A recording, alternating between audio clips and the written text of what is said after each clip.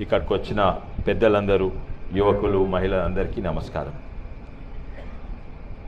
వాస్తవంగా నన్ను ఓ 10 ఏళ్ల కింద బాబాసాహెబ్ అంబేద్కర్ గురించి మాట్లాడమంటే నాకు ఒక్కటి రెండు విషయాలు తప్ప ఏమీ తెలియదు. నేను నా పర్సనల్గా తన మీద అవగాహన ఎట్లా పెంచుకుంటా వచ్చినా అదే నేను చెప్పబోతున్నా. నేను చిన్న ఉన్నప్పుడు నేను పుట్టి పెరిగింది ఫీల్ ఖానా అంటే అఫ్జల్గంజ్ ఇంకా మొజంజాయి మార్కెట్ మధ్యలో ఫీల్ ఖానాలో పుట్టి పెరిగిన. ఆడ చుట్టని బస్తీలు మార్కెట్లు ఉండేది.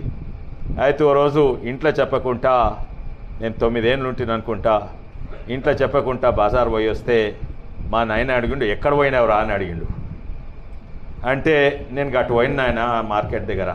ఎక్కడరా, ఏ మార్కెట్ అంటే గాడ స్టాచ్యూ ఉంటుంది చూడు, ఆడ ఒక మనిషి నిలబడి గడ దిక్కు చూపెడతాడు, అక్కడ పోయినా అంటే మా నాయన అన్నాడు, గట్టు దిక్కు చూపెట్టేటోడు కాదయా, దేశానికే దిక్కు చూపెట్టిన మహానుభావుడు అయినా అన్నాడు. అయినా చిన్నగుంటిని నాకు అర్థం కూడా కాలేదు. ఎందుకంటే వాళ్ళేమో లాయర్లు, మా తాత లాయర్, మా నాయన లాయర్. అయితే వాళ్లకు భగవద్గీత, ఖురాన్, బైబిల్ అంతేంది, రాజ్యాంగం మాత్రమే అర్థం కాలేదు. నేను ఉన్నట్టు మాట్లాడతా, కొంతమంది దళిత మిత్రులు అర్థం చేసుకుంటుండొచ్చు, కొంతమంది అర్థం చేయకుంటే మన్నించాలి, అర్థం అవుతుంది మీకు. ఎందుకంటే దాని తర్వాత అంబేద్కర్ ఎవరంటే, నేను ఇంటర్మీడియట్ చదివిన, ఎంపీసీ చేసిన, నాకు ఇంజనీరింగ్ కావాలని చానుండే. అయితే నేను మంచి స్టూడెంట్నే కానీ టాపర్ స్టూడెంట్ ఏం కాదు, యావరేజ్ కంటే కొంచెం ఎక్కువ. నాకు ఉస్మానియాలో ఇంజనీరింగ్ కావాలి. చదివినా, రాసిన, ఇంటర్ రాసిన, మంచినే రాసిన, ఫస్ట్ క్లాస్ వచ్చింది, కానీ నాకు ఉస్మానియాలో సీట్ దొరకలేదు. అప్పుడు అన్నారు, మీకు అంబేద్కర్ వల్లనే నీకు సీట్ రాలేదు, నీకు రిజర్వేషన్స్ వల్లనే సీట్ రాలేదన్నారు. తర్వాత నెక్స్ట్ అంబేద్కర్ గారు గుర్తొచ్చింది అప్పుడు. తర్వాత కాలేజ్ పోయినా, మద్రాసు చదివినా, మళ్ళీ వచ్చినా, నేను అంబేద్కర్ గారి గురించి మర్చిపోయినా. మన్నించాలి ఎందుకంటే నేను స్కూల్లో గాంధీ గారి గురించి చదివినా, జవహర్లాల్ నెహ్రూ గురించి చదివినా, అంబేద్కర్ గారి గురించి స్కూల్లో పుస్తకంలో ఒక్క మాట కూడా చదివలేదు. నేను అప్పుడు నేను నేర్చుకోలేదు. తర్వాత నేను అమెరికా పోయిన, ఇక్కడ వచ్చిన, మళ్ళీ ఇక్కడికి వచ్చి అనుకోకుండా రాజకీయాలకు వచ్చిన. ఎక్కడ నన్ను ఏమైనా ఊరికి పోయి స్పీచ్ ఏమంటే ఫస్ట్ అంబేద్కర్ గారి స్టాచ్యూకు వేయాలి, పూలదండ వేయాలి, వెనక ముందు ఆలోచించకుండా అదొక అక్కడ పోయి ఏదో పూలదండ వేసి స్పీచ్ మొదలుపెట్టేది. అన్ని పార్టీలు చేసేది అన్నమాట. అది ఒక రాజకీయ అవసరం అయిపోయింది. ఏదన్నా ఊర్లలో, ఏదైనా ఊర్లలో ఇక్కడ కూడా, సార్ అక్కడ అంబేద్కర్ స్టాచ్యూ ఉంది సార్, పూలదండ వేస్తాం. ఆ అంబేద్కర్ స్టాచ్యూకి దుమ్ము ఉంటుంది, పాత పూలదండ వెళ్ళిపోయినాయి, అట్లే ఉంటాయి, కానీ అది వేయాలి. రాజకీయాలకు వచ్చినాక అదొక ఇంకా ఫార్మాలిటీ అయిపోయింది. కానీ అంబేద్కర్ గారి నుంచి అప్పుడు కూడా నాకు పెద్ద అవగాహన లేకుండే. దాని తర్వాత ఎంపీగా అయినాను. ఎంపీగా అయినాక నన్ను కొంతమంది 7 మంది ఎంపీలను యూనివర్సిటీ ఆఫ్ షికాగోకు పంపింది పార్లమెంట్. నాతో సహా శైలజా కుమారి కాంగ్రెస్ పార్టీలో, తను దళిత నాయకురాలుండే, వెంకట సంధి కాంగ్రెస్ పార్టీలు ఉండే, దీపేందర్ హూడా కాంగ్రెస్ పార్టీ. ఇంకొక వ్యక్తి ఉండే, ఆయన పేరు ప్రొఫెసర్ నరేంద్ర జాదవ్. ఆయన మహారాష్ట్ర నుంచి, ఆయన రాజ్యసభ ప్రెసిడెంట్ నామినేటెడ్ మెంబర్, ఆయన పూనా యూనివర్సిటీ వైస్ ఛాన్సలర్. ఆయన ఎన్నో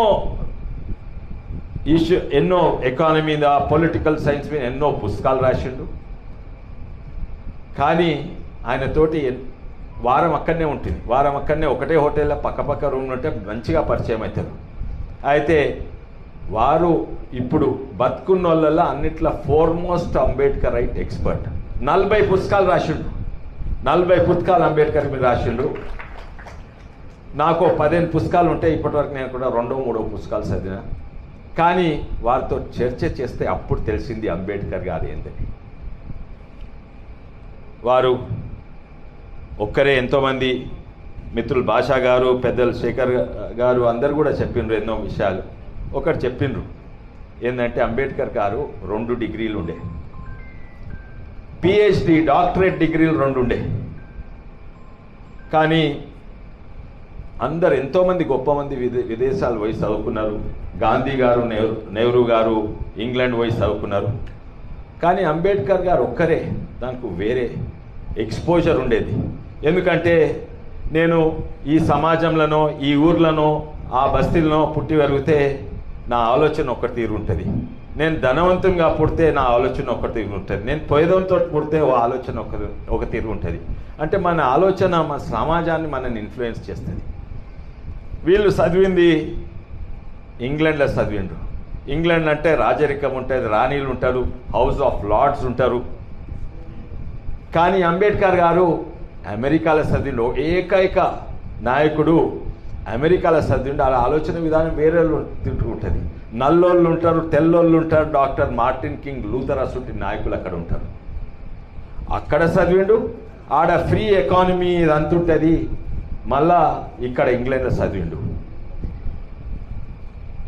పేద కుటుంబంలో పుట్టినా కూడా ఎక్స్పోజర్ అయితే భారతదేశం సమాజంలో అందరితో ఉండేది. కేవలము ఏదో దళిత బస్తీలు ఉండి గదే కాదు, ఎక్స్పోజర్ చాలా పెద్దగా ఉండే.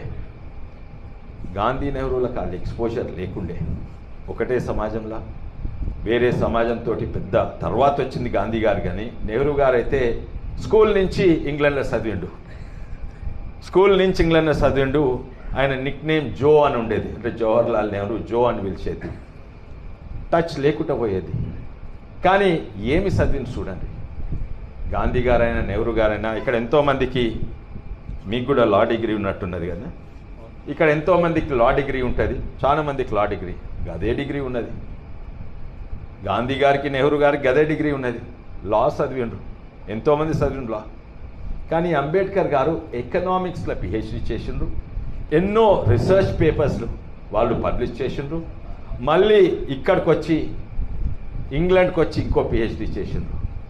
వారు రాసిన పుస్తకాలు, అఫ్కోర్స్ అంబేద్కర్ అంటే ఒక ఇంపార్టెంట్ అంశం, సామాజిక న్యాయము, రిజర్వేషన్స్ యాదికి వస్తుంది. కానీ చాలా మందికి తెలియదు ఏంటంటే వారు ఎకానమీ మీద ఎన్నో పుస్తకాలు రాసిండ్రు. ఆయన పుస్తకాలు రాసిండ్రు, ఎంతోమంది చదివినరు. వీళ్ళిద్దరు పుస్తకాలు ఎవరు ఎక్కువ చదవకుండా ఇప్పుడు చదువుతుండ్రు. ఇప్పుడు ఆ పుస్తకాలు ఎక్కువ చదువుతుండ్రు, అంబేద్కర్ పుస్తకాలు తక్కువ చదువుతుండ్రు. ఆయన సబ్జెక్ట్స్ ఏంటంటే ఎలక్ట్రిసిటీ మీద. నేను ఎలక్ట్రికల్ ఇంజనీర్. ఎలక్ట్రిసిటీ ఎట్లుత్పత్తి అవుతుంది, ఎట్లా జనరేట్ అవుతుంది, రాష్ట్రాలు ఎట్లా చేయాలని. ఆయన వల్లనే ఇప్పుడు డిస్కామ్లు, స్టేట్ ఎలక్ట్రిసిటీ బోర్డ్స్ సృష్టించిండ్రు. ఆయన ఎలక్ట్రిసిటీ మీద మాట్లాడింది నాకు మంచిగా తెలుసు. ఎలక్ట్రిసిటీ మీద ఆయన అన్నారు, for cheap and abundant electricity nation should have a centralized control and SCBs. దాని గురించి మళ్ళా చెప్తాను ఎలక్ట్రిసిటీ మీద. అయితే ఎలక్ట్రిసిటీ బోర్డులు సృష్టించింది ఆయన second thesis the value of the rupee in British India అన్నాడు. ఒక థీసిస్ రాసిండు. ఆయన వల్లనే రిజర్వ్ బ్యాంక్ సృష్టించిండ్రు. ఆయన వల్లనే మీరు జేబుల నుంచి ఇప్పుడు నోట్లు తీసి చూస్తే ఎవరి బొమ్మ ఉండాలి? ఆ రూపాయి ఎందుకు ప్రింట్ అయింది? ఎవరి బొమ్మ ఉండాలి? ఉన్నదా? లేదు. రిజర్వ్ బ్యాంక్ సృష్టించింది ఆయన. ఈరోజు నీళ్ళ మీద మనం గోదావరి, మన కృష్ణా నీళ్ళ మీద పోరాటాలు అవుతున్నాయి. అట్లా కాకుండా ఇంతో అంతో ఇన్ని రేండ్లు నడిచిందంటే రాష్ట్రాల మధ్యలో నీళ్ళ మీద కొట్లాటలు అవుతాయని ఆయన అప్పుడు ఆలోచించి సెంట్రల్ వాటర్ కమిషన్ సిడబ్ల్యూసి సృష్టించింది ఆయన.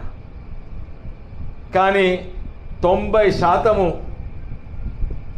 అంబేద్కర్ అంటే రిజర్వేషన్స్ అండ్ దళితులకు నాయకుడు అని 90% అదే మాట్లాడతాం. ఆయన మన భారతదేశం ఎకానమీకి ఏం చేసిండో అది చాలా మందికి తెలియదు. కానీ దాని తర్వాత ఆయన వైస్రాయ్ ఎగ్జిక్యూటివ్, స్వాతంత్రం రాకముందు వైస్రాయ్ ఎగ్జిక్యూటివ్ కమిటీల మెంబర్ ఉండే. ఎందుకంటే వివిధ ఎక్స్పర్ట్స్ కావాలి దేశాన్ని.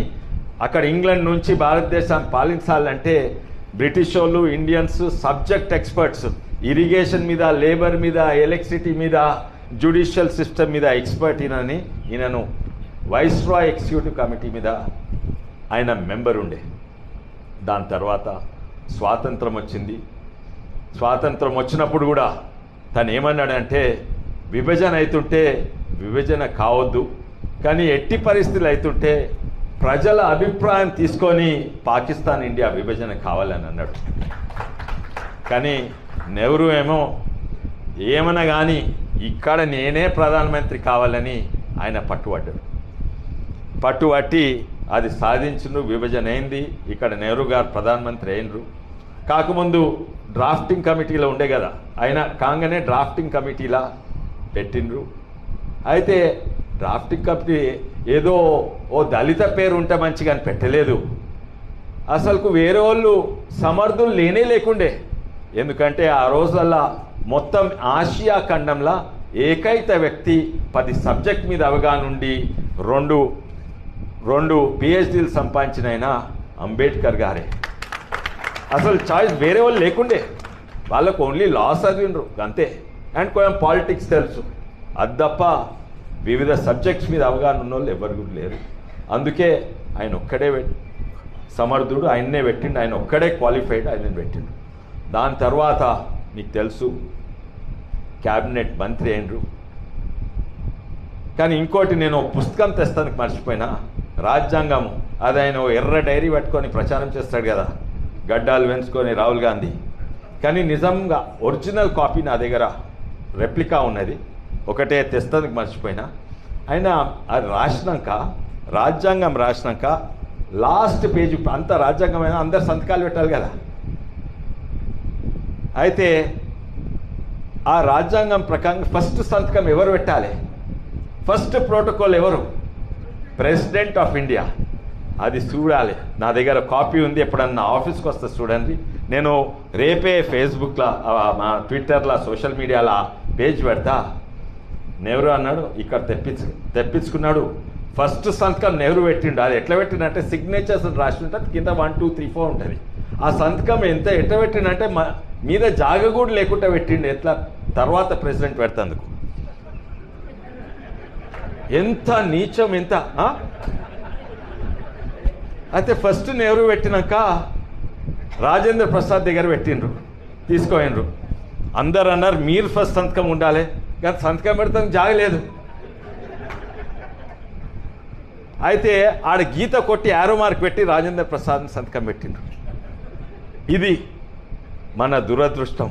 రాజ్యాంగం ఫస్ట్ సిగ్నేచర్ నుంచి రాజ్యాంగాన్ని అనగదొక్కింది మన దేశంలో మన ఫస్ట్ ప్రధానమంత్రి నెహ్రూ గారు.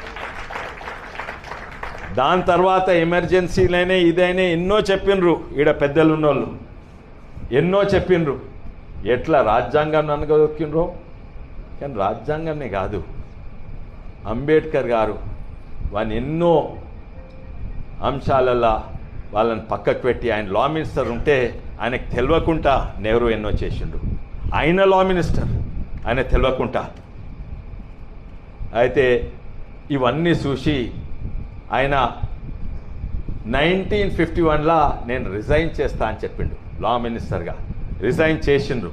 అండ్ కారణాలన్నీ రాసి పెట్టిండ్రు ఎందుకు రిజైన్ చేస్తున్నా. రాజ్యాంగాన్ని నేనంటే ఆయన చైర్మన్ నుండి అందరు కలిసి రాసినాము, ఆయన చైర్మన్ ఉండే.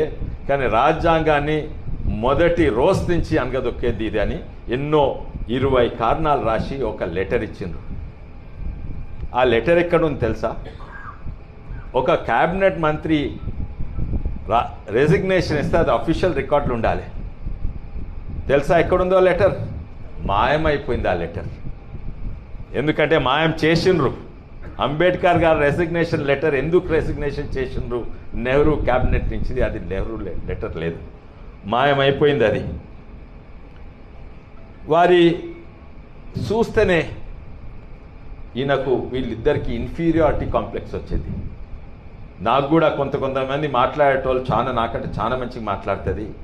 నేను ఎస్పెషలీ ఇక్కడ ఇంతో అంతో పైల్వాన్నో షేర్నో అనుకుంటా, కానీ నేను ఢిల్లీ పోతే చిన్నగా వస్తాను. నేను మొన్న లక్ష్మణ్ గారికి చెప్పిన, మనం పైల్వాన్ల తిరిగి అక్కడ పోతాం, కానీ అక్కడ పోయి వస్తే సంబిత్ పాత్రాలు, నిషికాంత్ దూబేలు వీళ్ళందరూ మాట్లాడితే నేను అక్కడ పోయి చిన్నగా వస్తా. అంబేద్కర్ మాట్లాడితే కూడా నెహ్రూకు సబ్జెక్ట్ లేదు, మాట్లాడరాదు, చిన్నగా అయ్యేది, ఇన్ఫీరియారిటీ కాంప్లెక్స్ ఉండేది నిజంగా. అందుకే ఆయనను ఎట్లా అనగదొక్కాలి, ఆయనను ప్రజలు మర్చిపోయేటట్టు చేయాలి, ఆయన పేరు ఎదగొద్దని ఎన్నో చేసిండ్రు, అవమానాలు భరించిండి. 1959లో రెసిగ్నేషన్ ఇచ్చినాక ఆయన 52లా ఎలక్షన్స్ కొట్లాడతాడు, ఈస్ట్ బొంబాయి అనుకుంటా. ఏం చేస్తాడు తెలుసా, ఎట్టి పరిస్థితి మహారాష్ట్రలో ఎన్నికలు కొట్లాడుతుండ్రు. ఆ రోజు అంబేద్కర్ రాసిన ఎంతోమంది చదివేది పుస్తకాలు. ఎట్టి పరిస్థితి నేను ఓడగొట్టాలని కుట్ర చెప్తా. ఆ రోజులల్లా ముఖ్యంగా రెండు పార్టీలు, ఒకటేమో కాంగ్రెస్ పార్టీ, ఇంకోటేమో కమ్యూనిస్ట్ పార్టీ సిపిఐ, ఒకరికొకరు శత్రువులు, సంపుకునేది, కొట్టుకునేది, వాళ్ళకు అసలే పడకపోయేది. ప్రధాన దుష్మన్ అంటే కాంగ్రెస్ పార్టీకి సిపిఐ. అయితే ఇప్పుడే డేట్లు చెప్పిండ్రు రాజభూపాల్ గారు. అంతకుముందు ఒక ఏడాది ముందు అప్పుడే జనసంఘ్ పుట్టింది. జనసంఘ్ ఎందుకు పుట్టిందో నేను కొంచెం చదువుకున్నా, అది వేరే విషయము. యాక్చువల్లీ ఆర్ఎస్ఎస్ నాకు తెలిసిన, నేను కొత్తనే జాయిన్ అయినా, నాకు తెలిసినంత వరకు రాజకీయాల్లో ఉండదలుచుకోలేదు. వాళ్ళ ఆలోచన ఏంటంటే జాతీయవాదము, భారతదేశంలో ప్రతి పార్టీకి జాతీయవాదం ఉండాలి అని వాళ్ళ ఆలోచన. కాంగ్రెస్ పార్టీ ట్రై చేసింది, వాళ్ళకి జాతీయవాదం లేదు. కమ్యూనిస్ట్కి ఏమో లెనిన్ వాదము, చైనా వాదము, రష్యా వాదం ఉండేది ఇదంతా.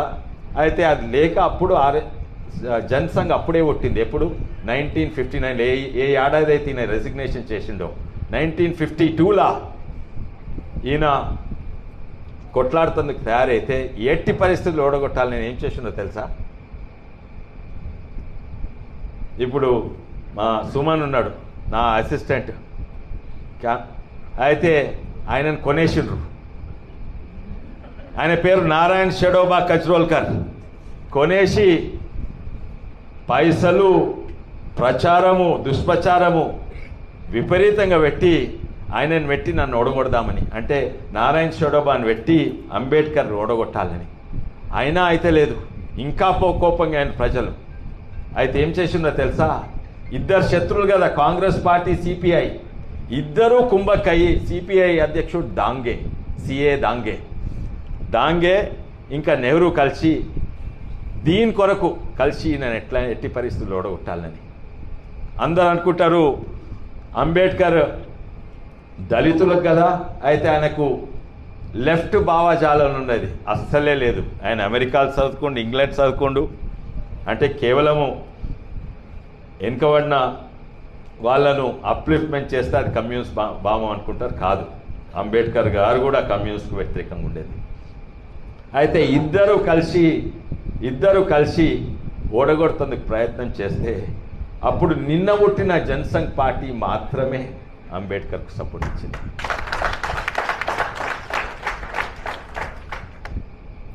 ఇప్పుడు అంటారు ఎన్నోసార్లు మిత్రుడు నవ్వుతున్నాడు, కానీ ఎన్నోసార్లు అంటారు ఏంటంటే మేము మనువాదులము, మేము దళితులకు వ్యతిరేకము, మేము అంబేద్కర్ను అనగదొక్కినాము, మేము రాజ్యాంగాన్ని మారుస్తున్నాము, ఇవన్నీ అననంటారు. నిజంగానే ఇది ఎంత అన్యాయం అంటే, ఎట్లా అయితే ఎవరినన్నా కొట్టి, సంపి, అనగదొక్కి, అవమానపరిచి అప్పుడు చచ్చిపోయినాక పీనుగా పోతుంటే జై జై అని ఆయన్నే పట్టుకొని పోతున్నారు. అది కాంగ్రెస్ పార్టీ. నిజంగానే బాధాకరంగా ఉంది, నిజంగానే బాధాకరంగా ఉన్నది. అయితే అంబేద్కర్ గురించి ఒక ఎకనామిక్ థియరీ గురించి ఆడమ్ స్మిత్ అని స్కాట్లాండ్లో వెనుకట 17వ శతాబ్ది ఎకానమిస్ట్ అనమాట. ఫస్ట్ టైం మోడర్న్ ఎకానమీ పుట్టిందంట ఆయన వల్ల. అమెరికన్ ఎకానమీ, ఫ్రీ మార్కెట్ ఇవన్నీ పుట్టిందంట. ఆయన ఆలోచన ఏంటంటే ఆయన అంబేద్కర్ తనను బాగా చదివే, చాలా చదివేది ఆయన. ఆ ఎకానమిస్టు మొన్న అమర్త్య సేన్ ఎకానమిస్ట్, వీళ్ళందరూ మోడర్న్ డే ఎకానమిస్ట్ అనమాట. మోడర్న్ డే ఎకానమీ 1700s పుట్టింది. అయితే వాళ్ళు ఏంటంటే వాళ్ళకు కూడా ఎకనామిక్స్ థియరీ కూడా ఏంటంటే, ఒకవేళ ఓ ధనవంతుడు ఉందనుకోండి, అందరూ పేదలు ఉండరు దేశంలోనో రాష్ట్రంలోనో ఒక మార్కెట్లోనో. ఒక ధనవంతుడు ఉందనుకోండి, ఆ ధనవంతుడు ఇంత ఎదిగి అక్కడనే ఆగిపోతాడు. ఇంకా ధనవంతుడు కాగలగడు. ఎందుకంటే ఉదాహరణగా చెప్తున్నా, నేను ఒక ఫ్యాక్టరీ, మన బట్టల ఫ్యాక్టరీ, ప్యాంట్లు షర్ట్లు కుట్టి నేను అమ్ముతా. మీ అందరు పేదోళ్ళు, నేను ఒక్కనే ఫ్యాక్టరీ ఉన్నది, నేను అందరికి అమ్మేసినాక ఆ పేదోళ్ళు ఉంటే వాళ్ళ దగ్గర పైసలు ఉండవు. వాళ్ళ జేబులో ఇన్ని పైసలు పడితే మళ్ళా బట్టలు కొంటారు. వాళ్ళు ఎదిగితే నేను ఎదుగుతా. పేదోళ్ళు ఎదిగంది, కింద ఎన్నుకున్నోళ్ళు ఎదిగంది, అసలు ఎకానమీ ఎదగదని థియరీ, సామాజిక న్యాయం కాదు. కానీ ఇప్పుడు అంబేద్కర్ గారు వెనుకబడిన వర్గాలు ముందకు రావాలంటే మొట్టమొదలు సామాజిక న్యాయం. కానీ కేవలం సామాజిక న్యాయం కాదు, భారతదేశం అన్నా ఏ దేశమన్నా ఎదగాలంటే సామాన్య పద్ధతి ఎదగాలి, వెనుకబడిన వాళ్ళు ఎదగాలి. ఇప్పుడు అమెరికా ఎదిగిందంటే ఆడ బిల్ గేట్స్ మిలియనర్స్ ఉన్నవాళ్ళు కాదు. ఆడ ఈవెన్ కూలి చేసేటోడు అదే జీన్స్ ప్యాంట్ వేస్తాడు, అదే బార్కు పోతాడు, అదే బియర్ తాగుతాడు, అదే కార్లు నడిపిస్తాడు. అందుకే అమెరికా ఎదిగిందని. ఇది సో అంబేద్కర్ గారి ఆలోచన, తనకొక సైడ్ సామాజిక న్యాయం తెలుసు, ఇంకో సైడ్ ఎకానమీ తెలుసు. వీళ్ళిద్దరికీ ఈ రెండింటి మీద కూడా ఎక్స్పోజర్ ఈయనకుంతంట లేదని అనుకుంటున్నా. అయితే నేను అనుకునేది ఏంటంటే, నేను నేర్చుకునేది ఏంటంటే, చాలామంది దళితులు, అది ఎడ్యుకేటెడ్ దళితులకు చాలా తెలుసు, నాకు తెలిసిన.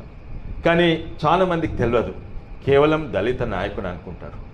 కానీ నాకు తెలిసింది ఏంటంటే, అంబేద్కర్ గారు ఒక బ్రాహ్మణుడిగా పుట్టిన, ఒక ఓసీగా పుట్టిన, ఒక బీసీగా పుట్టిన, ఓ దళితుడిగా పుట్టిన ఆ ఆలోచన అదే ఉండేది. ఏదైతే దేశం గురించి అవగాహన ఉన్నది, సమాజం గురించి అవగాహన ఉంది, అదే ప్రిన్సిపల్స్, అదే రిజర్వేషన్స్. అప్పుడు అనిపించింది నాకు నిజంగానే, అప్పుడు 12th క్లాస్ నాకు ఇంజనీరింగ్ సీట్ దొరకలేదు చూడు, అప్పుడు అనిపించింది. అంటే ఎప్పుడంటే నేను పెద్దగా అయినాక యూనివర్సిటీ షికాగో ఆయన నరేంద్ర జాదవ్ కలిసినాక అప్పుడు అనిపించింది, కరెక్ట్, అది కరెక్ట్. అది సామాజిక న్యాయం కాదు, దేశం ముంగటు వాళ్ళంటే, అన్ని రంగాలలో ముంగటు వాళ్ళంటే ఇది రిజర్వేషన్స్ చాలా ముఖ్యం. కానీ అంబేద్కర్ చాలా దూరపు ఆలోచన. అంబేద్కర్ గారు ఎప్పుడు కూడా, ఈరోజు తెలంగాణ వచ్చిందంటే అంబేద్కర్ వల్లనే. మీకు తెలిసిందవచ్చు, ఉద్యమంలో చెప్పేది. ఎందుకంటే అంబేద్కర్ ఎప్పుడు కూడా చిన్న రాష్ట్రాలకు కట్టుబడి ఉండే. అంబేద్కరే కాదు, ఇంకో ఆలోచన, ఆర్ఎస్ఎస్, సంఘ్, బీజేపీ కూడా ఎప్పుడు కూడా చిన్న రాష్ట్రాలకు కట్టుబడి ఉండే. కాంగ్రెస్ పార్టీ చూడు, నాకు పర్సనలీ తెలుసు, మా తాత తెలంగాణ కొరకు కొట్లాడిండు. కానీ తెలంగాణ కొరకు కాదు, అసలు 2 రాష్ట్రాలను, చిన్న ఆంధ్ర రాష్ట్రము, హైదరాబాద్ స్టేట్ను కలిపి, అంటే 2 చిన్న రాష్ట్రాలు కలిపి పెద్ద రాష్ట్రం చేసింది ఎవరు? కాంగ్రెస్ పార్టీ. వద్దు అని మా తాత కొట్లాడితే బలవంతంగా 2 రాష్ట్రాలు కలిపిండ్రు, పెద్ద రాష్ట్రం చేసిండ్రు. మళ్ళీ అదే కాంగ్రెస్ పార్టీ మళ్ళా విభజన చేసి 2 రాష్ట్రాలు చేసింది. అంటే ఏమీ సిద్ధాంతాలు లేవు, ఏమీ ఆలోచన లేదు. ఆ రోజు రాజకీయ అవసరం అది, ఈ రోజు రాజకీయ అవసరం ఇది. కానీ కేవలం అంబేద్కర్ గారు అప్పుడే దూరదృష్టితోటి, వాళ్ళు చిన్న రాష్ట్రాలు ఉంటేనే దేశం అభివృద్ధి అవుతుందని. అదే కాదు, మొన్న 3-4 వారాల కింద ఒక జడ్జి ఇంట్లో కోట్లాది నోట్ల కట్టలు దొరికినాయి, తగలబడ్డాయి. ఆయనను ఎవరు అపాయింట్ చేసిండ్రు? Chief justice of India appoint చేసిండు. తలొంచుకోవాలి ఈరోజు మనం అందరము. అది 4 వారాల కింద అయింది. కానీ మొన్న 18 తారీఖు నాడు ఒక హైకోర్టు జడ్జి చీఫ్ జస్టిస్ మీద కంప్లైంట్ ఇస్తే ప్రెసిడెంట్ ఆఫ్ ఇండియా బొరూర్కు ఆమె లా మినిస్టర్, ఆ లా మినిస్టర్ కూడా చాలా మంచి వ్యక్తి. నేను డైలీ పార్లమెంట్లో ఉంటే డైలీ ఆయనతోటి నేను 1 గంట మీటింగ్ ఉంటుంది. అర్జున్ రామ్ మేఘ్వాల్ డైలీ, ఆయన కూడా ఒక దళితుడు. అంబేద్కర్ గారి తర్వాత first law minister of India మన బీజేపీ పార్టీ పెట్టింది. అయితే ఆయనకు పంపిస్తే ఆయన డిఓపిటి పంపించి ఇన్వెస్టిగేషన్ చేయాలి చీఫ్ జస్టిస్ ఆఫ్ ఇండియా మీద. అంటే ఈరోజు నిజంగానే మనం తల ఉంచుకోవాలి. కానీ అంబేద్కర్ గారు ఇది ముందు దూరదృష్టితో ముందే ఆలోచించింది ఏంటంటే మొత్తం అధికారము చీఫ్ జస్టిస్ మీద పెట్టొద్దు, ఎవరిని అపాయింట్ చేయాలో. అంత దూరపు ఆలోచన అయినది. కానీ ఎన్నో ఉన్నాయి చెప్పాలంటే.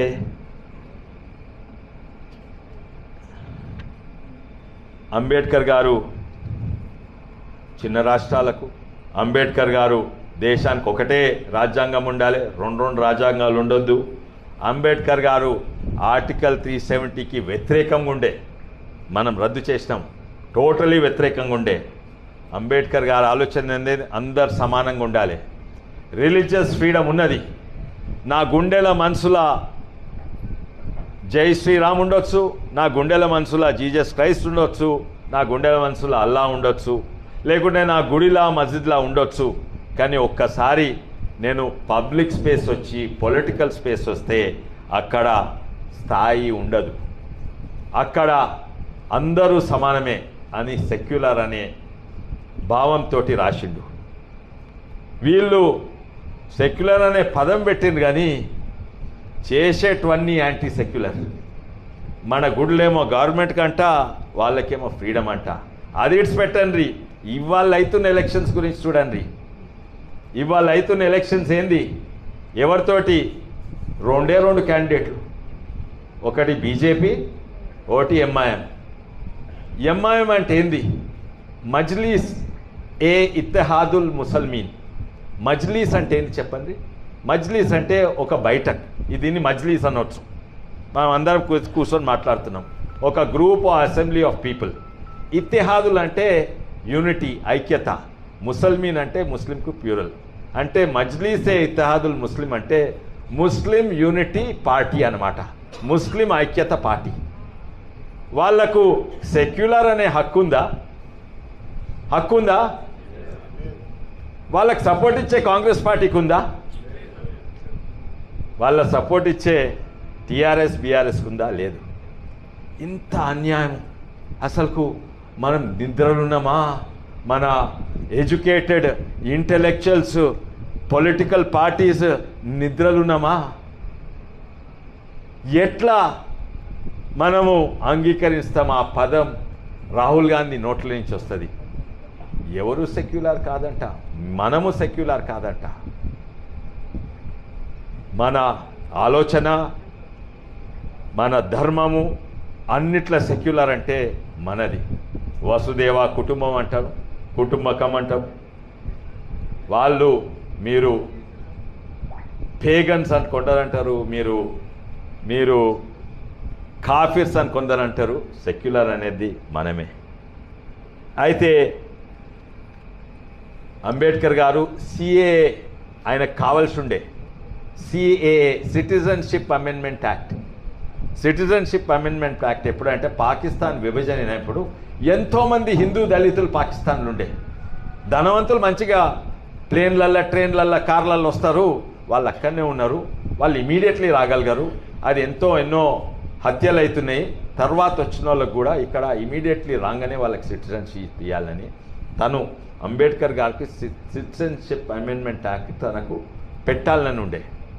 ఇప్పుడు మొన్న అసదుద్దీన్ ఓవైసీ, అవతల మొన్న రాహుల్ గాంధీ అంటారు మనం అంబేద్కర్కు వ్యతిరేకం అంట. వాళ్ళు సిటిజన్షిప్ అమెండ్మెంట్ యాక్ట్కు వ్యతిరేకము, వాళ్ళు అంబేద్కర్కు వ్యతిరేకము. అట్లనే నేను మతం గురించి, మన నమ్మకాల గురించి ఎందుకు చెప్పిందంటే యూనిఫామ్ సివిల్ కోడ్ ఇంట్లో గుండెలు ఏమన్నా ఉండొచ్చు, మన గుడిలా మస్జిద్లు ఏమన్నా ఉండొచ్చు, కానీ బయటనైతే అందరికి ఒకటే చట్టం ఉండాలి, యూనిఫామ్ సివిల్ కోడ్ ఉండాలి. అది అంబేద్కర్ గారి ఆశయాలు. సిఏ అంబేద్కర్ గారి ఆశయాలు. ఆర్టికల్ 370 అంబేద్కర్ గారి ఆశయాలు. సమాజంలో అందరూ ఎదగాలని అంబేద్కర్ గారి ఆశయాలు. అంబేద్కర్ గారిని ఆ ఓడగొట్టిన నారాయణ్ షడోబా కజ్రోల్కర్కు పద్మభూషణ్ ఇచ్చిండ్రు. అంబేద్కర్కు పేరు ఊరు లేకుండా చేసిండ్రు. ఒక చిన్న ఇంత నీచంగా చిన్న ఆలోచన సృష్టి నాకు ఆ మన జావదేకర్ గారు నాకు చెప్పిండ్రు.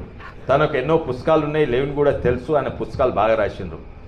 అంతా ఓడిపోతుంది, అవమానపడతాడు, ఆయన ఓడిపోతాడు. 2 ఎలక్షన్స్ ఓడిపోయినాక నెహ్రూ గారి దగ్గర పోతారు, పుస్తకం రాసి నేను పుస్తకం పబ్లిష్ చేయాలి, నా దగ్గర పైసలు లేవు, నేను లా మినిస్టర్ ఇదంతా ఉంటుంది, గవర్నమెంట్ పబ్లిష్ చేసేందుకు నాకు 25,000 అప్పుడు పెద్ద పైసలు ఉండే 25,000 50,000 రూపాయలు అడిగితే నెహ్రూ అంటాడు, గవర్నమెంట్ ఇయ్యదు పో, ఆడ ప్రగతి మైదాన్ లేదో బుక్ ఫేర్ నడుస్తుంది, ఆడ స్టాల్ ఇస్తా, ఆడ కూర్చొని పుస్తకాలు అనుకొని చేసుకోవాలంటాడు.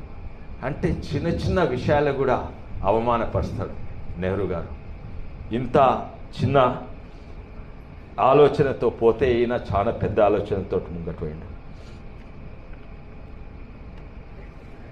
ఇదే కాదు, పెద్దలు గురించి చెప్తుండ్రు, పంచతీర్థాలు చేసిండ్రు. నేనైతే ఇంగ్లాండ్ పోయిన ఏడాది ఇంగ్లాండ్ పోయి అక్కడ పంచతీర్థాలు అయినా ఎక్కడైతే జన్మభూమి, శిక్షభూమి లండన్లో ఉన్నది, అది కొన్నారు మన ప్రభుత్వము.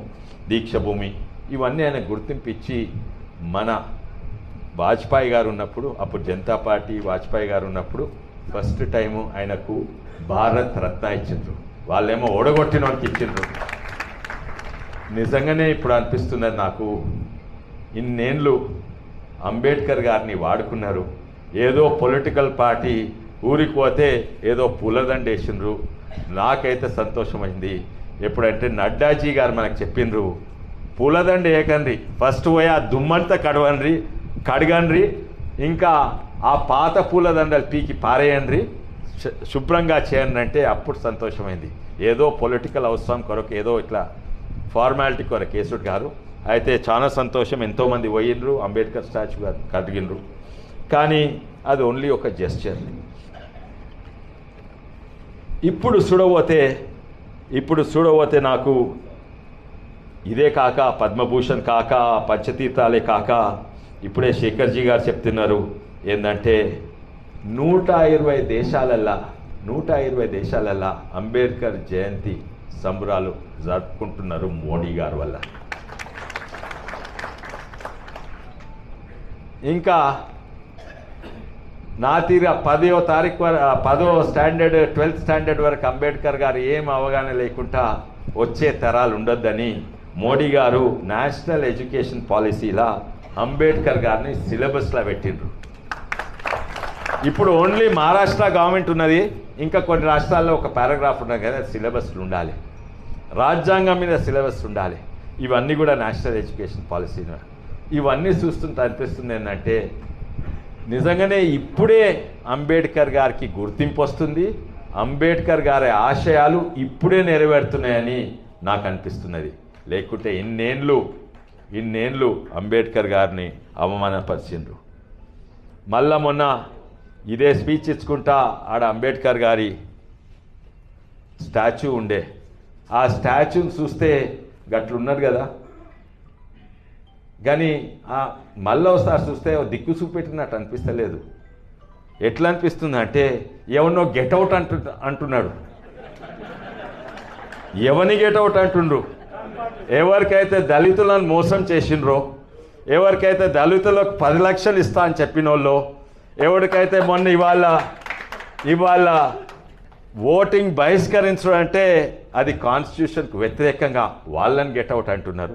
ఎవరైతే కాశ్మీర్ మనది ఉండొద్దు, దాని 370 ఉండాలి, వాళ్ళని గెట్అవుట్ అంటుండ్రు.